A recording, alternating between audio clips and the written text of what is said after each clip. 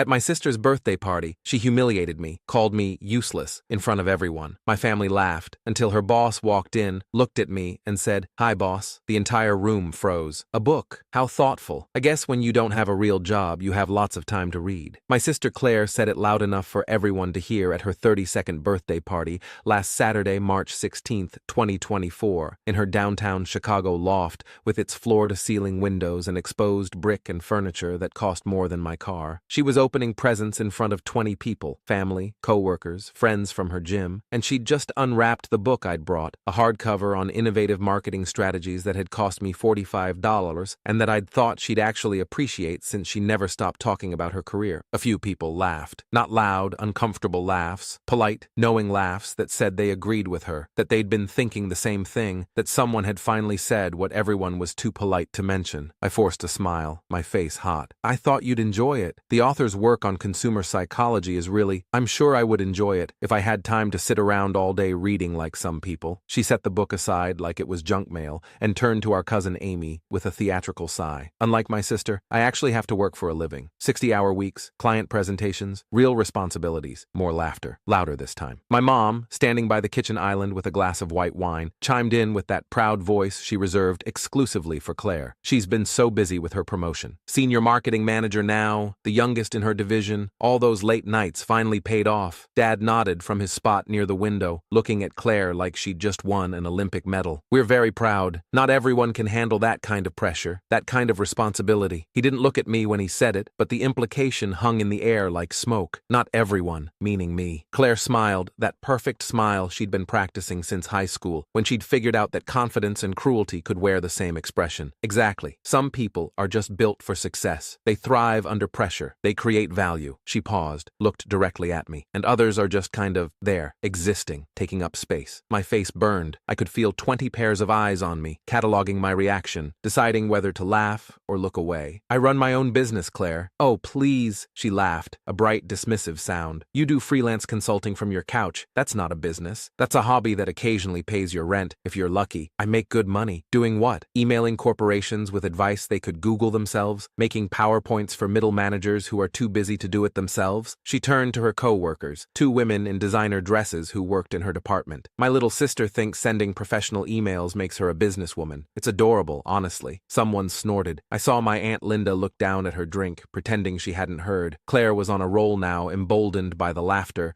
by the attention, by the fact that our parents were nodding along like she was delivering a TED Talk instead of systematically humiliating me. "You're 30 years old, Megan. No office, no team, no benefits, no 401k. You work from home in sweatpants doing what exactly? Mom and Dad are too polite to say it, but we're all thinking it." She leaned forward, voice dropping to that fake concerned tone that was somehow worse than open cruelty. "When are you going to get a real job? You're completely useless at this whole adult career thing." Useless. The word landed like a slap. Around the room, people shifted uncomfortably, suddenly fascinated by their drinks or their phones or the view out Claire's expensive windows. I grabbed my coat from the chair where I'd left it. My hands were shaking, but I kept my face neutral, kept my voice steady. "I should go." "Oh, don't be so sensitive," Claire called after me, her voice carrying across the loft. "I'm just being honest. Someone has to tell you the truth. You'll thank me later when you finally get your life together." I was halfway to the door when it opened. A man in a charcoal suit walked in, mid-40s, salt and pepper hair, the kind of expensive haircut that costs $200 and looks effortless. He had a leather portfolio under one arm, and the confident stride of someone who was used to being the most important person in any room he entered. David Chen, Claire's boss, VP of marketing for her entire division at TechCorp Solutions. She'd pointed him out to me once 6 months ago at a company event I'd attended as her +1, had whispered reverently about how intimidating he was, how he'd built the marketing department from scratch, how everyone was terrified of disappointing him, how getting on his bad side meant your career was over. He stopped when he saw me, blinked, then smiled, warm, genuine, the smile of someone seeing an old friend. "Megan." "Hi, boss." The entire room froze. 20 people went completely silent. Conversations died mid-sentence. Someone's wine glass stopped halfway to their mouth. The only sound was the ambient noise of downtown Chicago traffic filtering through Claire's expensive windows. Claire's face went white, then red, then white again. "What?" David walked over to me, completely at ease, and shook my hand like we were greeting each other at a professional conference. "Didn't know you'd be here. Small world. You doing okay? You look like you were leaving." I nodded, my throat tight. "Just heading out." "Good to see you, David." He turned to face the room, his smile fading into something more professional, more pointed. I'm guessing from the silence that no one here knows that your sister is the reason our entire division didn't collapse last quarter. Complete, suffocating silence. My mom's wine glass had stopped moving entirely. Dad's expression had frozen somewhere between confusion and dawning horror. She's the consultant we brought in to fix our marketing strategy after the Riley campaign disaster. You remember that, Claire? The $15 million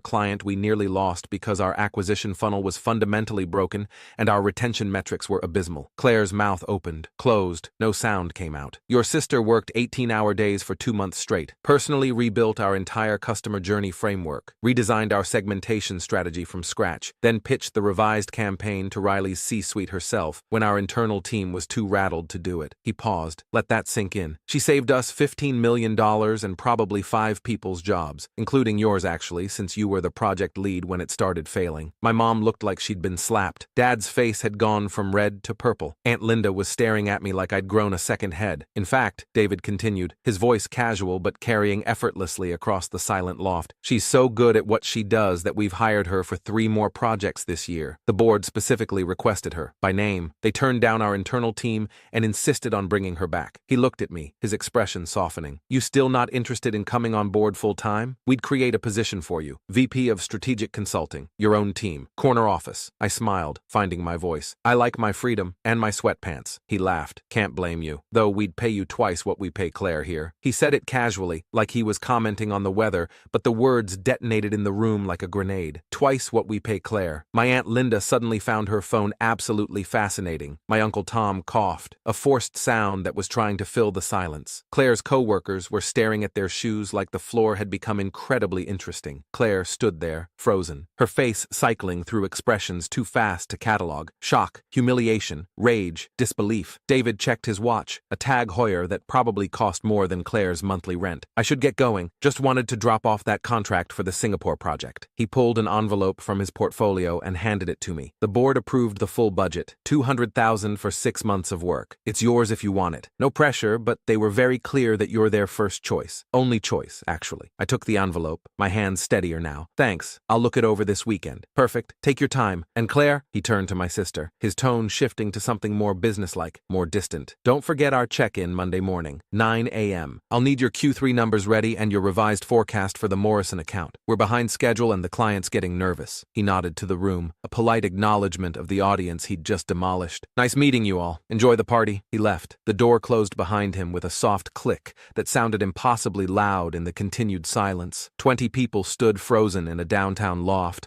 processing what had just happened, recalibrating everything they'd thought they knew about me, about Claire, about the hierarchy they'd constructed in their minds. I looked at my sister, at her perfect makeup that had taken her probably an hour to apply, at her designer dress, Rice, I recognized it from the window display, probably $400, at her carefully curated life built on the foundation of being better than me, more successful than me, more valuable than me. Enjoy your party, Claire, I said quietly. I walked out. My phone started buzzing before I reached the elevator. Text after text, the notifications piling up so fast, my phone vibrated continuously. Mom, why didn't you tell us? We had no idea you were doing such important work. Dad, Megan, we should talk. I didn't realize you were working with Claire's company. We're very proud. Aunt Linda, I always knew you were doing well. So impressive. Cousin Amy, OMG, that was insane. Claire's face, I'm dying. Claire, we need to talk. Please, this is important. Claire again. Megan, answer me. Claire again. You're being childish. I was joking earlier. You know that. I turned my phone off, dropped it in my bag, took the elevator down 32 floors to street level where the March evening was cold and clear and I could finally breathe. When I got home to my apartment in Lincoln Park, the one bedroom I'd been renting for 3 years, the one Claire had called cute in that tone that meant small and sad, I made tea, changed into actual sweatpants, and opened the envelope David had given me. Contract for the Singapore project, 6 months of consulting work, restructuring TechCorp's entire Asia-Pacific marketing strategy. Compensation, $200,000 plus expenses. Travel included. Team of junior consultants reporting to me. Direct line to the board. At the bottom, a yellow sticky note in David's handwriting. Claire tried to pitch for this project last week. Told the board she could handle it internally. Save the consulting fees. They said no. They want you. Thought you should know. D. I sat on my couch in my sweatpants in my cute apartment and smiled. $200,000. Twice what Claire made in a year. For doing exactly what she'd mocked. Consulting from my couch. Sending emails. Making PowerPoints. Being useless. My phone, still off, sat on the coffee table. table. I didn't turn it back on. Let them wait. Let Claire sit in her expensive loft with her 20 guests